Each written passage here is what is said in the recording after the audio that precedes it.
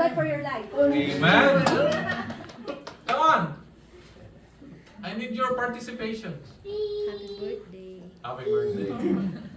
More birthdays. Yes, more celebrations for God's glory. Ano pa? Magkukumit na ako sa ministry. Yeah. Safety. Ha? Term courage, safety. Okay. More Ano pa? preachings and more church to Plan. lead. Amen. Amen. Amen. Oh, si Vince, ano sasabihin mo, Vince? Getting old, but that's good. That's a blessing. Bishop, ano sasabihin mo, Bishop? Keep going. Keep going. Long life. Forget Long the life. age, enjoy the life. Good health. Good health. Ano pa dyan sa mga ano natin? Si Kuya Amor. Good health. Good health. Si Brother June. Nasaan na si Brother June? Ayun po. Oy! Happy birthday, Gustav. One more. Keep the fire burning. Amen. Amen. May one more pa daw. Ano pa? More work. More work. More Bahamas. Executive. More Bahamas. More blessing, more opportunity sa ministry at saka sa work. More favor. Yeah. Pero mo, yung Bahamas nila, isa lang siya sa mga Pilipino. Filipino-Canadian na nanalo o nagkaroon ng award. So more opportunity for that. More favor from the Lord. So, although alam natin yung context ng 1 Corinthians 14:26 na tungkol kay Pablo about sa mga believers doon na maraming mga spiritual, maraming gifts, maraming spiritual gift. Pero pinipersonalize ko lang dito na as birthday ni Pastor Ralph, sabi dito, what then shall we say, brothers and sisters? And then ang next is, when you come together, okay, when we come together, sabi ni Paul, ang daming mga marurunong sa inyo. Ang daming mga marurunong sa inyo. Pero sabi lang ni Pablo, nag-recommend siya. Ano ang sasabihin niyo? Although, contextualize natin na anong sasabihin natin kay Pastor. Pero, as a body of Christ, sabi dito, when we come together, each of you has a hymn. Oh, sinong gustong kumanta dito? Sinong may alam na count your blessing? Yes. Count natin yung blessing. Kantahan natin. Amen. Amen. Sinong gusto? Pangunahan nyo. Count your blessings one by one. Count your blessings God has done. Count your blessings, name them one by one. Count your many blessings, see what God has Okay, done. pass. At least 5 blessing. Count your blessing. How many blessing that God has done? Ano lang, recently lang, siguro January hanggang ngayon. Kasi kung 56 years, marami yun, hindi tayo matatapos. So, name 5 blessing sa iyo sa family. Alam, hindi to planado So, kaya mag-iisip ka ngayon. So, 5 blessing na binigay ng Panginoon. I-count mo yung blessing. Puro pala. Una po yung last March, yung pumunta kami sa Bahamas. Amen. Yeah, and that's a blessing. Dahil, yeah, out of 900 delegates, first time na may Pilipino na Bahamas. So,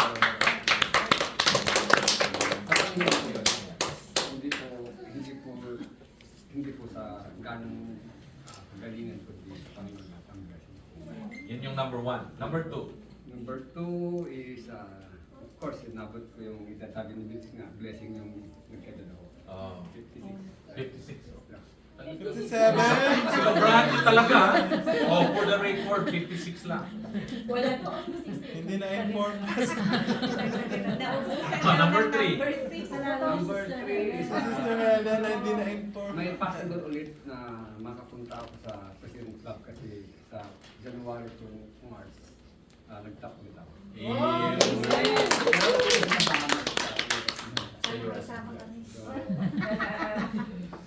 Sabi ko kay Pinelad, so, kalugong pa ng Panginoon, bakit hindi? Amen. Amen. O, pang-apat. Dami yan. And pang-apat, of course, may family.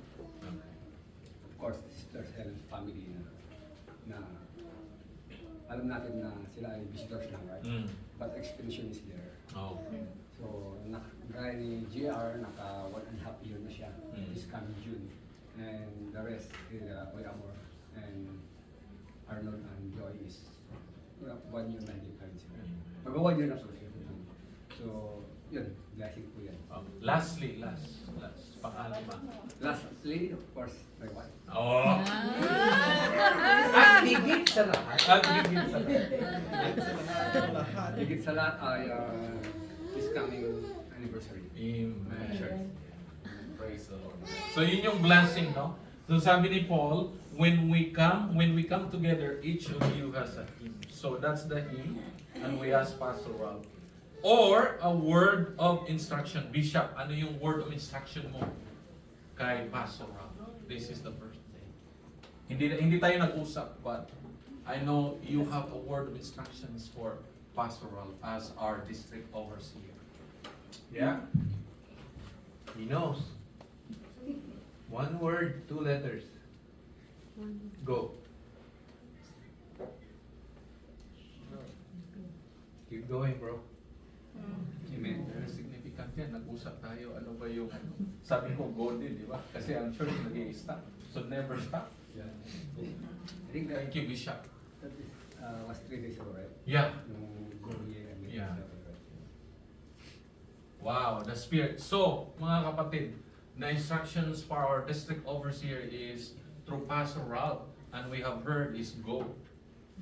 So the tendency for us as believers and as church, instead of go, we stop. Sasabihin natin, Pastor, dito na lang tayo kasi huwag na natin i-reach out yun. Lalo na yung mga homeless, ang gugulo niyan. Ang gugulo, tayo na lang, di ba? But we are reminded by God through our district overseer. The words of instructions for us is to Keep going. Go. louder, Go. to go and make disciples of all. Nations. Amen. Baptizing them in the name of the Father and of the Son and of the Holy Spirit. And I am with you always until the ends of the age. So Paul is saying, thank you, Bishop. A word of instruction, and then may isa pang garutong, a revelation. A revelation. So I would like to extend the revelation of God to you through Pastor Ralph, okay? And this is very hard revelation. And I want you to accept it. Okay, I want you to accept. Pastor Ralph, we know that he is called by God as your pastor. So as a pastor, a season of a pastor, and Bishop Jack knows this, as a season of pastor, mayroong season. So season as your pastor that you will be celebrating 4 years. 4 years, okay? Sabi nga ni Pastor Ralph, sinabihan daw, according to Bishop Larry, the crucial church years is 1 year to 3 years. So now he already passed the 3-year stage. So now, entering into 4 years. So the revelations that the Lord has revealed to me for pastoral and to the church, I would like to really tell you, the church, by the grace of God, to those of you who are here, by the grace of God, mahalin niyo po ang Panginoon through Pastor Ron. Pastor is a gift to the local church. Pastor is a gift to the local church. Suportahan niyo po ang iyong pastor sa pamamagitan ng vision na pinagkaloob ng Panginoon sa kanyang leadership. That's the revelation. I know hindi kami nag-usap when Sister Marie sabi sa akin, secret daw. So, but this is the revelation that the Lord, I want you to support what God has given to His leadership. I mentioned this is, pastor is a season. Hindi po habang buhay na siya po ay iyong pastor. Not that I want him to move, but this season is very crucial. So I want you to journey with him. Journey with him. This is a season in his life, 40 years. So I want you to now, we started, and then. So support his vision, what God has given to him. At alam niyo po that as much as possible as a pastor, kung maaari lang, kung hindi panawagan ng Panginoon, hindi na siya magpapastor. Di ba? Hindi na magpapastor. Mag-aaladyona na rin siya. Mag-aaladyona. Pero, dahil tinawag siya ng Panginoon and he is obedient. So as a body of Christ, the revelation that God wants me to communicate with you today, support what God has given to him. I want you to ask him with seriousness in your life, Pastor, I don't know what to do.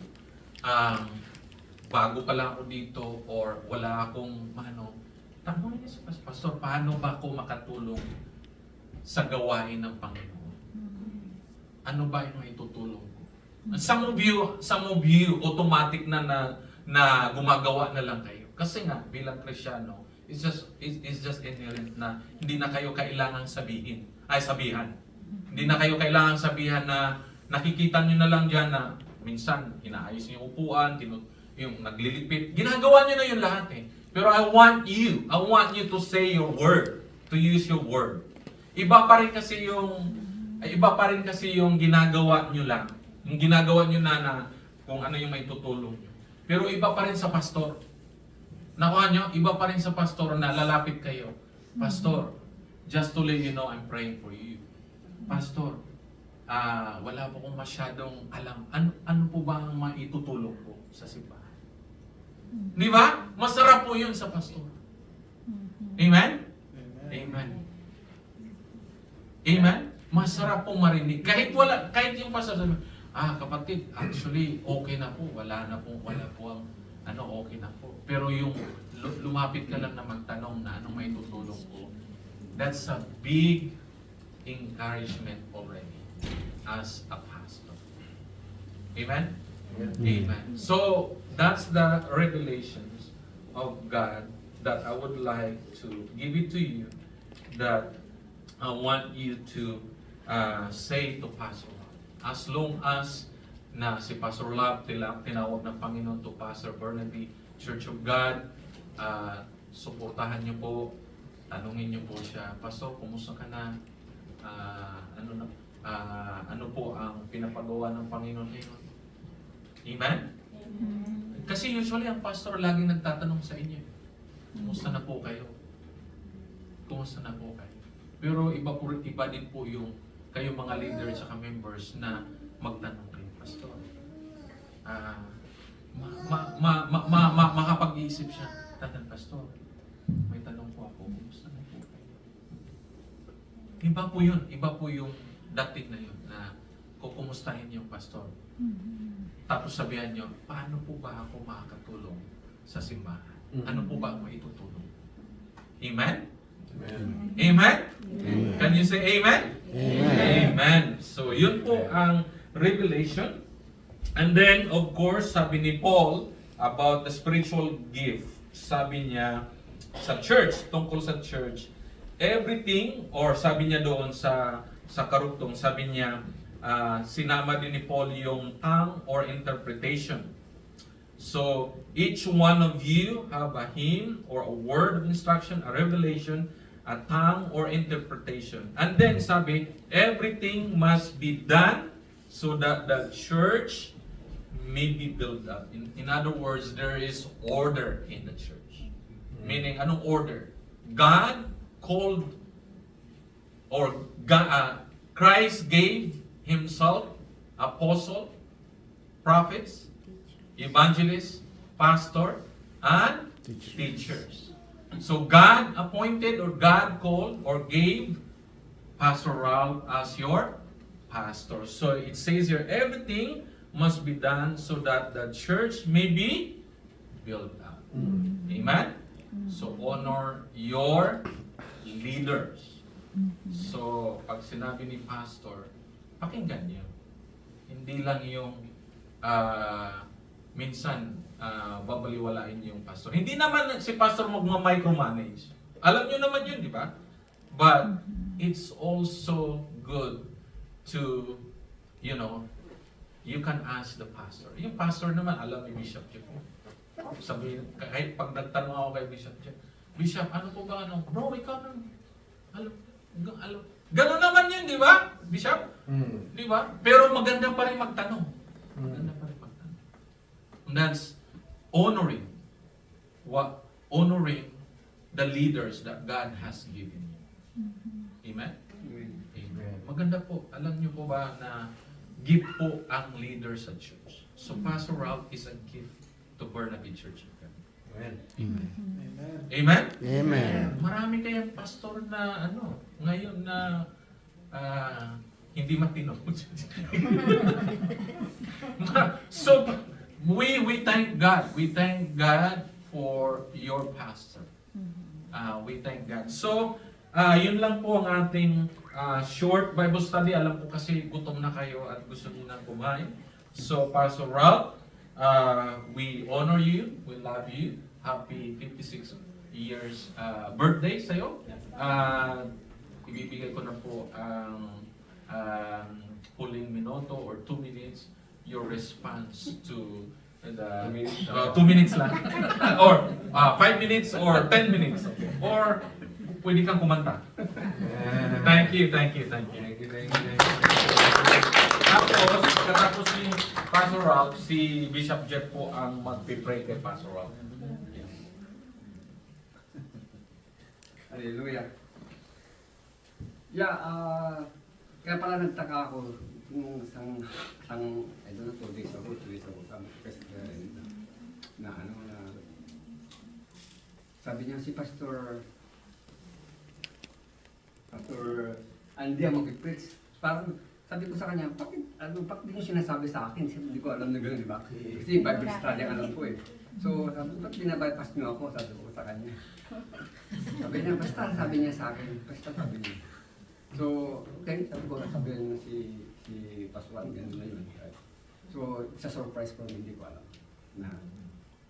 Actually, ang birthday ko is May 9. Yeah, May 9. So, in-advance yun na. So, thank you so much. Advance lang eh. Pati doon, advance. 6 ba dapat?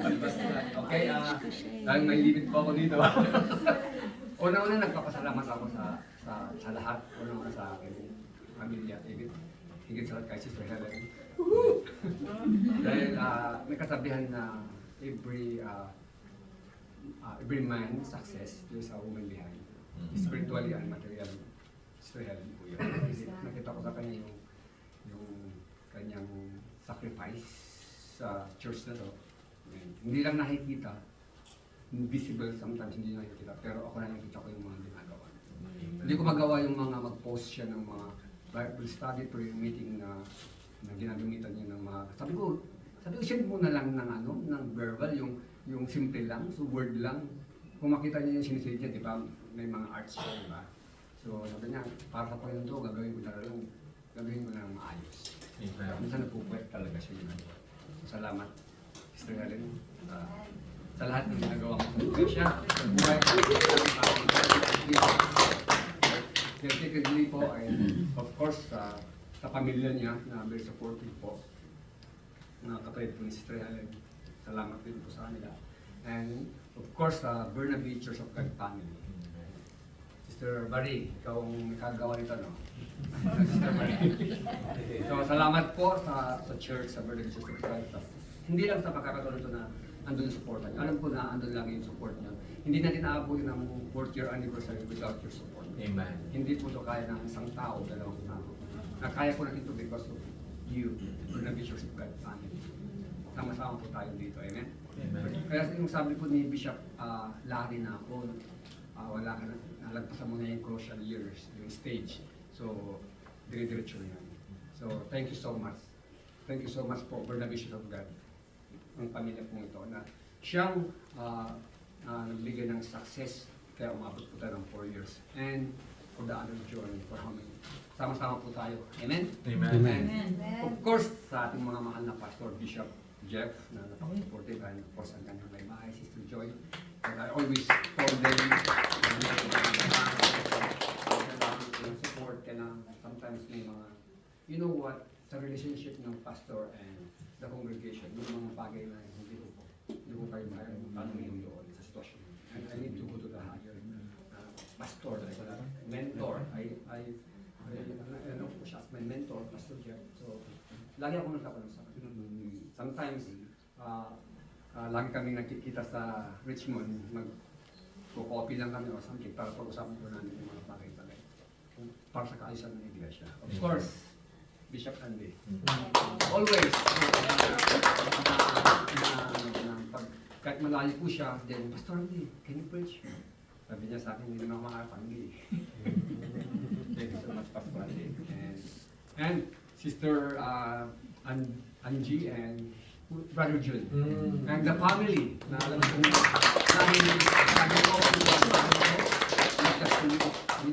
sa araw daw, lagi sa Bible study. Because Sister Angie, lagi nandun yung puso niya na mag-open po siya. Sabi ko kay Sister Helen, pasok niya talaga magluluto yan. Kasi pag after ng Bible study, talagang andun yung pagkain. Right? Yan, andun yung pasok niya para magluto. Salamat po Sister Angie at Brother Jun and the whole family na kayo po ay ginagamit din po para sa ating iglesia. Amen. And sino po ba? Lahat po, yung mga po wala po dito na Burnaby Church of God, and I know that their effort and their sacrifices, inabot na po natin ang 4 years this coming May 9, May 10. So thank you so much. Thank you so much po sa lahat-lahat. And of course, sigit sa lahat po sa Panginoon po. Thank you, Pastor Al. Sister